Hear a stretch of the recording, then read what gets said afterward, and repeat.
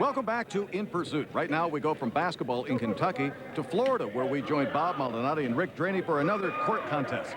You know, wheelchair basketball is a great sport for paras and amps, but because of limits in mobility, quads have largely been left out of the limelight. But Rick, finally, you guys have a level playing field where you've got a sport of your own. Absolutely. Wheelchair rugby has really taken off, not only in the United States, but internationally as well, and truly does allow quadriplegic athletes to compete fairly and competitively with one another. Now, as I understand it, you guys and the Tampa Generals have a pretty stout rivalry. Since the national championships in 1996, Tampa Generals and Sharp Shadow have met in the finals of every single major tournament thus far. This is the 6th annual Action International Quad Rugby Tournament. 16 teams from around the world on hand to show their talent. And I'd like to welcome expert analyst on this sport, Rick Draney. And Rick, once again, the final has Sharp Shadow pitted up against your arch rivals, the Tampa Generals in black. This has developed into a classic rivalry between these two teams. Sharp Shadow has a 12-month unbeaten streak, and the Tampa Generals have never lost on their home floor. It should be interesting. Now, Coach Reggie Richner, he has you guys pretty fired up and ready to go? We're pumped for this game. He's a great coach and a great motivator. Reggie flies down from the Bay Area to San Diego to work with us 3 or 4 times a month. Here's the team lineup. Take us through it. Tampa slates Soares, Marshall, Gould, and Tinker. Soares and Gould were on the U.S. Paralympic team, and Tinker played for the New Zealand team. You guys controlled the opening tip-off. Is this a pretty critical moment in the game? This was a great break for us. Tampa usually scores first and scores often. We were able to take an early lead and help set the tone for the game. Well, here's the lineup for Sharp Shadow, and you guys have a new addition on your team, someone who's made a big difference, Mike Wyatt. Mike's a great player. He's got great skills, good physical, aggressive style of play that has really complemented the rest of the team. Mike was also a member of the U.S. Paralympic team, which represented the United States this past summer. Now remember, in wheelchair rugby, a total of only 8 classification points are allowed on the floor at one time. And the more able an athlete is, the higher the classification point applied to him. That was a good aggressive hit by Dan McCauley there. It still did result in a goal for the Tampa Generals. Here's a great sequence showing the importance of the half-court offense and defense. Troy McGurk, number 10 with the ball, looks for Dan McCauley, trying to post up inside. Mike Wyatt dives in for a hit. Dan Gillieu comes in from the side of the screen, trying to set a pick and free Troy up again. You know, this is a very strategic game. We talked to both coaches beforehand to see what they thought it would take to win the game. They have a lot of depth and 8 positions deep, whereas we may not be as strong with eight positions deep, but we feel with some recent additions to our lineup that we have the depth now. We feel our conditioning is strong enough. If we have to go with our starting 4, go the whole way, we can. We like to get in a position where we can use some of our bench and some of our specialty lineups that match up better with them against some of their stronger lineups. Stop Joe Soares. He's the man on their team, and if we stop Joe Soares, we have a great chance of winning. He's the best player on the team. Joe Soares with the ball right here, as alluded to, he's one of the better players in the country. Good hit there, but he did get the pass away down to Jeremy Tinker for a goal. But Tinker doesn't actually cross the line. How could that be considered a goal? Right, that was a penalty goal because the defensive player went across the end line before the offensive player did. Here again, Joe Soares with the ball, that swarming defense of Sharp Shadow trying to collapse down on him, hitting him at every opportunity, 1, 2, and now 3 hits. He dishes off to Dave Gould, who now finds the open Jeremy Tinker down the lane for the goal. Well, Joe Soares has taken quite a beating. We'll see if he holds up when we come back.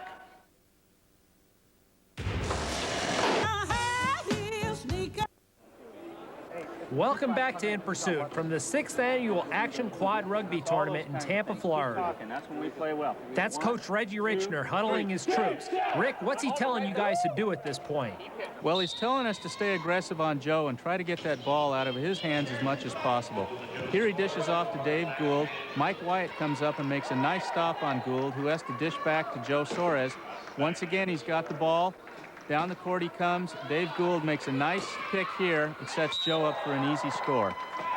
Now, when you talk about defense, the Generals in black are using a full-court press, playing man-to-man, and it seems to be working pretty effectively so far. Would you agree? Yeah, right here they did exactly what they wanted. Took away the speed of Mike Wyatt and forced him to pass off to someone else. Unfortunately, the double team left a 3-on-2 further down the court. McGurk with the ball now looks for McCauley and Gillieu to pick. They're a nice pick by McCauley to free McGurk up for an easy score. Yes, it was an easy score, but Rick, it's still only a 2-point game. Once again, there's Soares. He's got the ball, and he's carrying the weight of this team on his shoulders. Joe does figure prominently in their offense and their defense. His great physical skills, along with his knowledge of the game, plus the way that his chair is designed and set up, really do make him a force to be reckoned with. Two very different coaching philosophies. Reggie Richner of Sharp Shadow, a rotational. Bring fresh guys in, take tired guys out. Terry Vineyard of the Tampa Generals, the same 4 men the whole game. That's got to wear these guys down. Yeah, Sharp Shadow really does try to incorporate an aggressive swarming defense for 32 minutes. They're able to do this because of the depth of their bench and have a lot of substitutions that they can bring in, while Tampa is forced to play the same 4 players, which does have a tendency to wear them down in the second half and cause turnovers to create mistakes. Right there is a great example of what that aggressive swarming defense can do. The chairs, while they're built to withstand that kind of impact, have some special modifications and adjustments. The offensive chair, the idea is to be able to not get held so you can get through other chairs that are trying to stop you. The big difference being this chair has what we call a wing, which comes from around the caster and right to the wheel. So if another chair came in and hit it, they would deflect off, and you wouldn't stop the player. The player wouldn't stop, and then he could go and score his goal or make a pass or whatever. This also has a spoke guard on here, which doesn't allow the other chairs to hold, get their front end in here and hold you and slow you down. Soares, in his offensively designed chair, is able to break through and fight off the picks and make his way down court. This chair over here is more for a defensive player. This would be a guy who wants to stop the other teams, set picks, basically try to set up his scorers or stop the other scorers. He doesn't have the wings on his chair, so there's a big area in here that he can try to get on other people's chairs. I mean, he can do things like that and stop that guy. Watch here as Dan Gillieu, highlighted in the center of the screen, goes after Joe Soares on the left.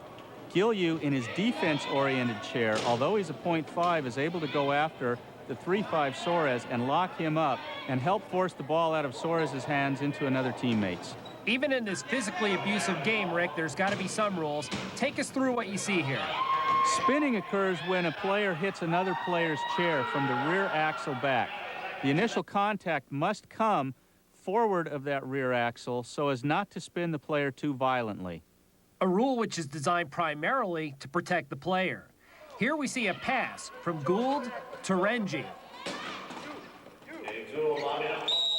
But 2 wheels aren't across the line. Why is that a score, Rick? This was a penalty goal. McGurk reached across going after the ball but made body contact, which is not allowed. That resulted in a foul. In this instance, McGurk on offense has the ball as Soares on defense reaches in and once again commits a reaching foul. Since McGurk was not in position to score, Soares is sent to the penalty box, just like in hockey, which results in a power play for Sharp Shadow. Going into the 4th quarter, Tampa down by only 2. Rick, his team's looking obviously tired. The intensity of this game has definitely taken its toll on Tampa's 4 starters. It's down to the wire. Coach Terry Vineyard has never lost this tournament on his home turf. Let's see if his winning ways continue when we return.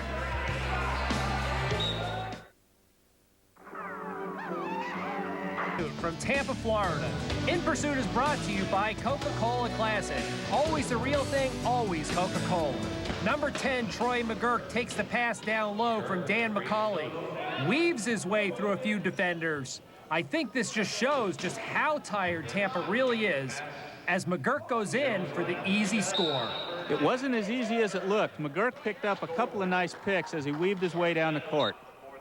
Down by 3 late in the game, Tampa is forced to gamble and take risks on defense. But in this instance, the gamble didn't pay, did it, Rick? No, it sure didn't. However, Tampa's still fighting to stay in this. They've been together as a team a long time. They're not going to go quietly. We're still staying aggressive on Joe. 1, 2, and now again 3 guys coming up and making contact with Joe as he works his way down the court. Getting tied up here a little bit, but able to find Dave Gould for another Tampa score. To get to the finals, both teams had to play 6 games over 3 days, including a semifinal game earlier in the day. Fatigue had set in. At what point did you know you had them on the road? With a couple of minutes left, we really felt that the game was in our hands, and we started to be able to enjoy it. Here we're just killing time a little bit, taking as many seconds off the clock as possible. After that many games, it must have felt great to have a victory. Rick, were there any MVPs on your team? Well, we've got 8 solid players, and they all played a part in the victories that we had over the weekend. Coach Richner as well really stepped forward and came through with a huge win for him. It meant a lot to all of us to come away with a victory at this tournament. It's time for this